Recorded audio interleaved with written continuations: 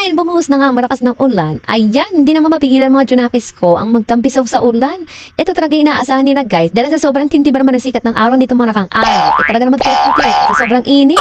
Kaya ito naman si Marley, aba, talaga naman pindapil talaga ni Marley ang ulan guys. Paano ba naman, hindi talaga naman wala ng pigsa si Marley tuwing init na init ang panahon. Talaga naman tinatadtad ng pigsa itong baby ko, kaya awang-awa na ako.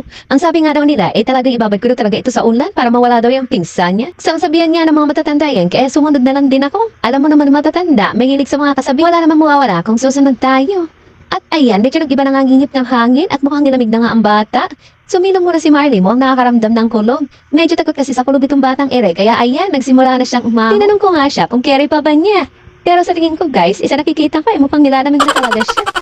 Pero ayaw pa rin talaga niyang paawat, kaya go pa rin para siya. Ang kaso nga, hindi na mukhang maganda ang pagbuhos ng ulan. Kaya heto, mukhang papalapit na kami sa exciting part.